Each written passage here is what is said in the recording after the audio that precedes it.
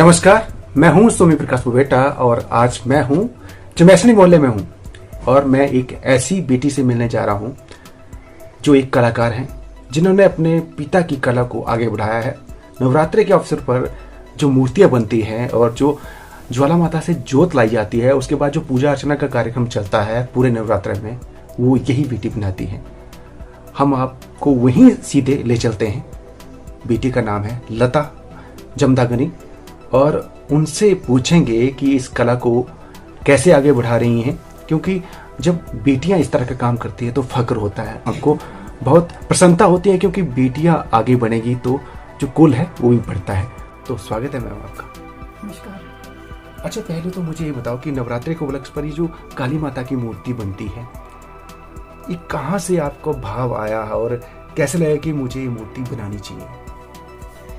ये भाव तो मेरे पिताजी से ही आया है। वो बनाते थे पहले 25-26 साल से वो ही बनाते थे। जब 2017 में उनकी डेथ हो गई तो उसके बाद 2000 जब लॉकडाउन लगा था तब मैंने ट्राई की और मुझे भी ये लगा कि मुझे भी अपने पापा का नाम आगे करना चाहिए। तो मैंने ऐसे ही थोड़ा सा प्रैक्टिस की तो फिर मेरे से मैंने बनाई और थोड़ा ट्राई किया तो थोड़ी बन गई थी।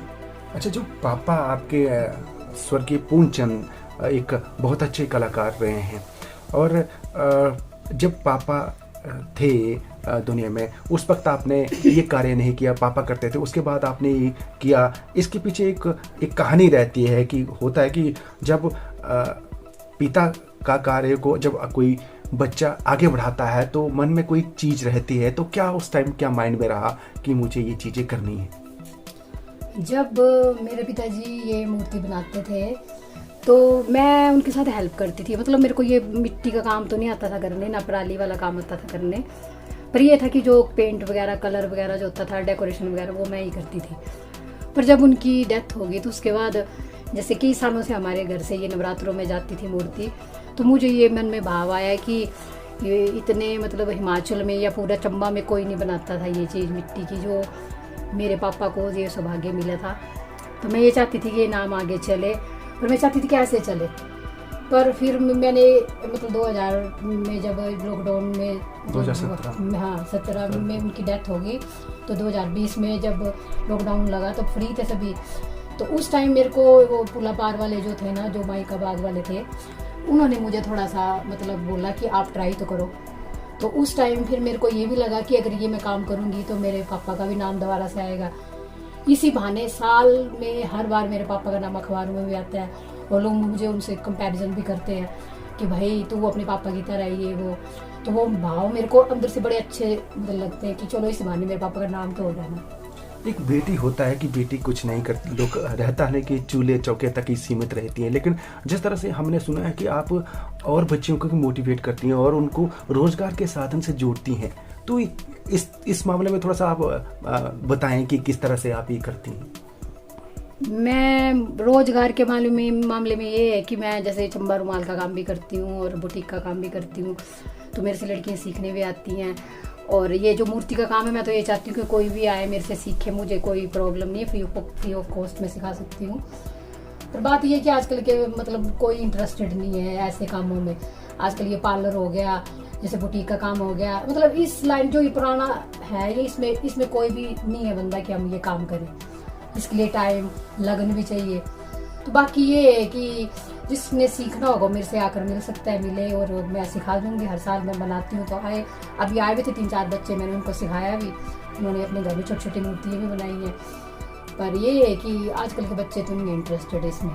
अच्छा, कला क्योंकि मुझे लगता है कि मिट्टी की मूर्ति जब बनती है तो मिट्टी से खेलना पड़ता है, मिट्टी होना पड़ता है, क्योंकि कपड़े वो रहता है कि चमक धमक मैंने, लेकिन उसमें जब आप बनाते हैं मुझे लगता है कि एक इसकी प्रक्रिया रहती है। तो किस तरह से बनाती हैं, थोड़ा सा वो जो ये देख रहे हैं लोग उनको भी पता चले, क्योंकि ये जो बहुत चुनौती भरा काम होता है और उसको बनाने के लिए मेहनत भी लगती है। हाँ जी, ये मिट्टी के साथ इसमें पराली भी लगती है, सिब्बा भी लगता है, कलर, कपड़े।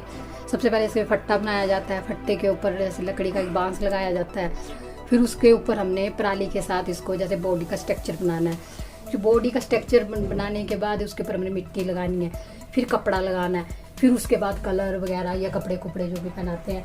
और ये है कि ये काम एक जैसे मर्दों वाला काम नहीं होता वैसा होता है। तो 10-15 दिन तो वैसे मेरी सांस भारी हो जाती है, ठंड चढ़ जाती है ना, तो मतलब मेहनत करनी पड़ती है, बहुत सारी मेहनत बड़ी करनी ज्यादा पड़ती है। बड़ी ज्यादा मेहनत। और मुझे लगता है कि इसके लिए एक नियम भी रहता होगा, मुझे लगता है कि नहीं होता कि हर वक्त, क्योंकि साफ सफाई के साथ साथ कई चीजें होती है कि जब देवी देवताओं के साथ आप घुलते मिलते हैं, जब उसको चीज को तैयार करना पड़ता है तो उस तरह की शुद्ध भाव भी रखने पड़ते हैं, मुझे लगता है ये चीज़। हाँ, वो तो हम करते हैं क्योंकि नॉनवेज वगैरह हम कुछ नहीं खाते हैं या कुछ भी हो ऐसा। और दूसरी बात ये है कि जब आपने मतलब ये मैंने ये चीज़ नोट की है कि जब भी ये मैं मूर्ति का काम करती हूँ ना, तो जब मैं उसका फेस लगाने लगती हूँ ना, आप बोल रहे होंगे कि मैं जो बोल रही हूँ, ऐसे ना अंदर से रोना आता है और पूरे शरीर में रोंगटे खड़े हो जाते हैं बस जब मैं फेस लगाती हूँ तब। तो वो जैसे एक दिन मैं ना रात को 3 बज गए तो मैं काम कर रही थी, क्योंकि इस बार उन्होंने मेरे को सामान लेट दिया तो लेट हो गई। तो मैं रात को 3 बजे ऐसे मूर्ति बना रही थी ना, मैं पीछे इसके ना सर के पीछे मिट्टी लगा रही थी। तो आप मानोगे नहीं, उसकी पलके झपकी उसकी। तो मैंने इन सबको बताया कि ना भाई माता रानी ऐसे फेस था ना, ऐसे उसकी पलके झपकी। तो मैं यही बोलती हूँ कि मेरे तो अंग संगी है। ये मैंने 15 दिन के अंदर बनाई है अभी ये 2 मूर्ति। अच्छा, 2 मूर्ति, जैसे कि मैं ये जो यहाँ जिक्र किया जा रहा है मूर्तियों का, ये नवरात्रि के स्पेशल उपलक्ष्य पर बनाई जाती हैं।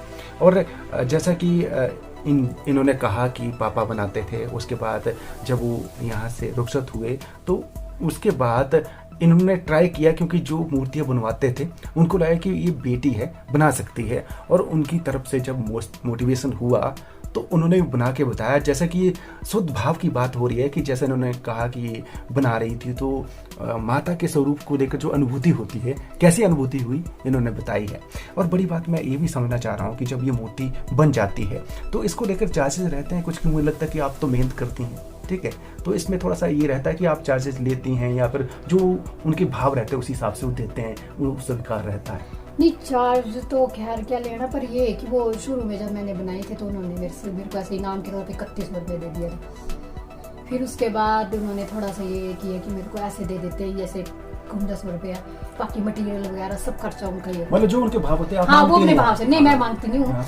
वो ये करते हैं कि मेरे को अपनी तरह अपनी मतलब माता की सेवा करने की जगह में वो मेरे को ऐसे दे देते हैं। अच्छा, बेटी के तौर में ये इसलिए पूछ रहा हूँ क्योंकि होता है ना, क्योंकि ये बिजनेस नहीं बनाया है इन्होंने, ये जस्ट इनका जो कला के प्रति लगाव है। और जो पापा करते थे, ये पापा की बेटी है और वो अपने पापा के कार्य को आगे बढ़ा रही हैं। क्योंकि एक मैसेज भी रहता है कि बेटियों को, कि बेटियां कुछ नहीं करती हैं, जैसे मैंने पहले भी कहा कि चूल्हे चौके तक सीमित है। तो बेटियों को मुझे लगता है मैसेज मिलना चाहिए, क्योंकि बेटियां चाहे तो कुछ भी कर सकती हैं। ये मैं बताऊंगी आपको कि ये काम जो मैं कर रही हूँ ना, ये मैं सच बोलूँ तो मेरे पापा के लिए कर रही हूँ, क्योंकि मेरे पापा एक रामलीला और ये जो मूर्ति का काम था ना, इनके साथ बड़ा टच में थे। तो रामलीला में तो खैर मेरा तो क्या कंट्रीब्यूशन होगा, पर ये है कि ये मूर्ति का काम जो था ना, मेरा मेन भाव यही है कि मैं हर साल उनको अपनी तरफ से एक श्रद्धांजलि दूं मैं। तो बहुत बड़ी बात इन्होंने बोली है कि जो पापा करते थे काम, उस कार्य को बढ़ा रही हैं। और बड़ी बात है कि बस पापा को एक श्रद्धांजलि के तौर पर ये हर साल मूर्तियाँ बनाते हैं और ये सिलसिला रुकना नहीं चाहिए।